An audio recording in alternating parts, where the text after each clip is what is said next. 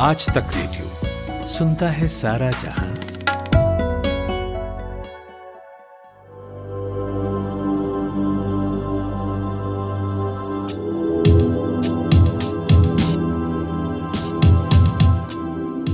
चीन इस समय दुनिया के लगभग आधे माल का उत्पादन करता है। चीन की कम मैन्युफैक्चरिंग लागत ने इसे दुनिया की दूसरी सबसे बड़ी अर्थव्यवस्था बनाने में बहुत बड़ी भूमिका निभाई है। भारतीय अर्थव्यवस्था में चीनी हिस्सेदारी विशेष रूप से टेक्नोलॉजी के क्षेत्र में निवेश के जरिए बढ़ी है।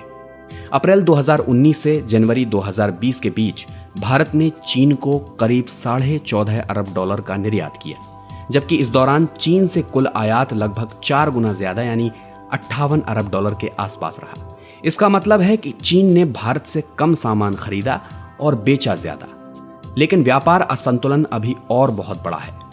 इसमें एक और बड़ी बात यह है कि भारत को अगर किसी देश के साथ सबसे ज्यादा कारोबारी घाटा हो रहा है तो वो चीन ही है।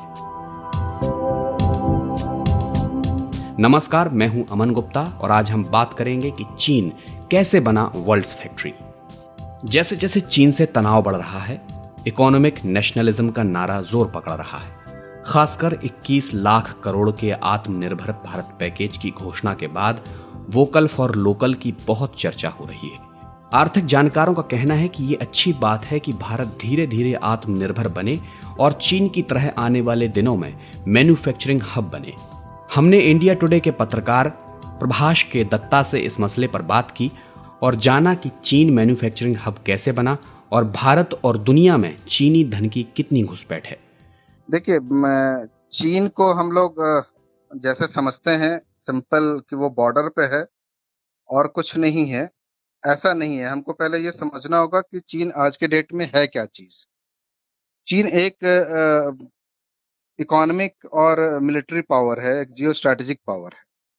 ये शुरू हुआ इनका चीन का राइज शुरू होता है 2008 का जो ग्लोबल मेल्टडाउन हुआ था उसके बाद से। 2-3 कारण रहे, बिल्कुल छोटे में उनको बता देता हूँ। एक तो यूएस की स्थिति थोड़ी बिगड़ी 2008 में जो इकोनॉमिक क्राइसिस आया उसकी वजह से, और उसके बाद से यूएस पहले भी, लेकिन उसके बाद उसका एंगेजमेंट बहुत ज्यादा रहा है एंटी टेरर प्रोग्राम्स में, जो पूरे मिडिल ईस्ट और अफगानिस्तान पाकिस्तान तक रहा है और उसका फोकस उधर रहा है।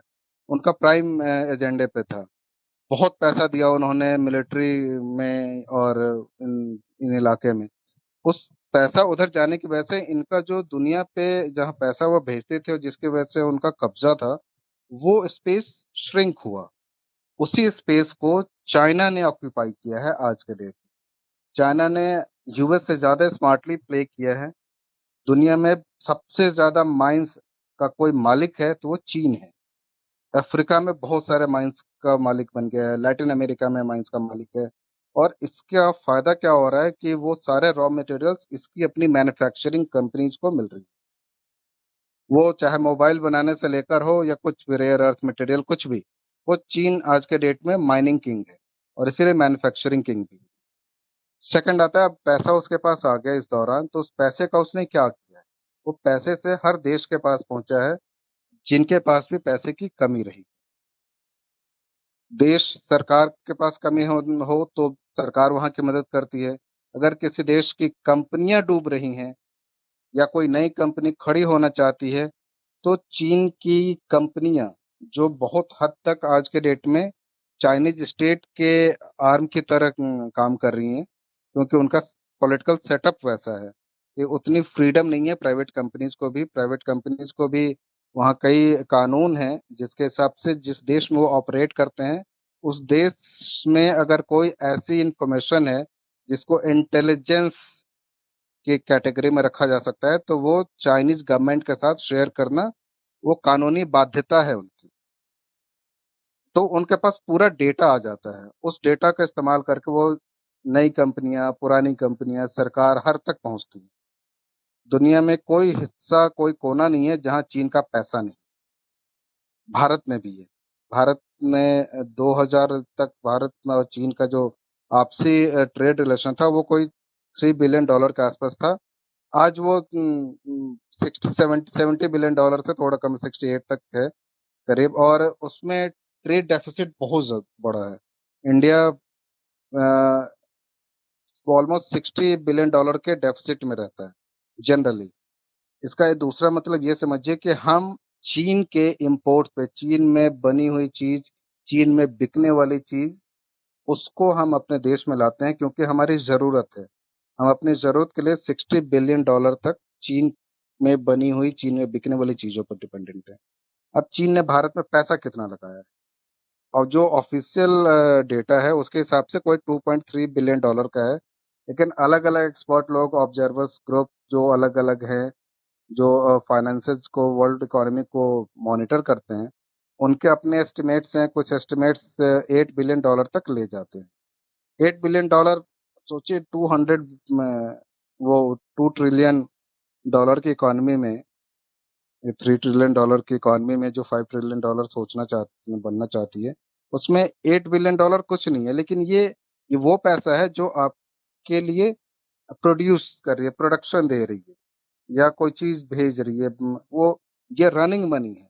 और इसलिए इसका इम्पोर्टेंस जितना दिखता है उससे ज्यादा हो जाता है। आने वाले टाइम में, अभी जैसे अब चीन लगातार टेक्नोलॉजी में बहुत इन्वेस्ट किया है पूरी दुनिया में, उन कंपनियों में भी इन्वेस्ट कर रहा है जो टेक्नोलॉजी में काम कर रही हैं। और 5G टेक्नोलॉजी जो न्यू वर्ल्ड कहा जा रहा है, जो आने वाली दुनिया का आधार होगा, जिसपे सरकारें चलेंगी, सरकार का सारा कामकाज होगा, पढ़ाई होगी, बिजनेस होगा, ऐसा ऐसा प्रिडिक्शन है। अभी वो आया नहीं है, हमारे पास है नहीं, हम यूज नहीं कर रहे हैं, हम एग्जैक्टली पता नहीं है कि वो उसका रूप कैसा होगा, स्वरूप कैसा होगा। कुछ कुछ वैसा ही है जैसे कि अब कोई 90 के दशक में रहा होता, उसको पता नहीं होता कि मोबाइल में क्या वो मूवी देख सकता है, क्या वो मोबाइल में नासा का प्रोग्राम देख सकता है। किसी को ये बोलते कि अपने हाथ पे नासा का प्रोग्राम देख सकते हैं, स्पेस देख सकता है, तो वो कहता है पागल है।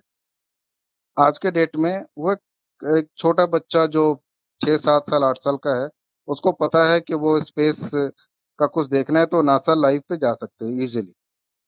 वो इसमें कोई दो राय नहीं है। वो 5G के बारे में कहा जा रहा है कि वो दुनिया में ऐसा ही परिवर्तन कर देगा। अब वो कितना होगा, कैसे होगा, पता नहीं। लेकिन भारत सरकार ने चीन की जो सबसे बड़ी 5G कंपनी है, जो जिसकी महारत हासिल हुई, उसको अलाउ किया है कि आप हमारे ट्रायल में हिस्सा लें।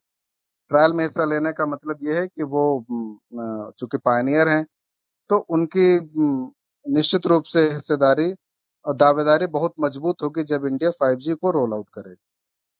प्रभाष जी, दुनिया भर में चीन ने जगह जगह अलग अलग क्षेत्रों में दबदबा कायम रखा है। कई ऐसे क्षेत्र भी हैं जहां उसका एकाधिकार है।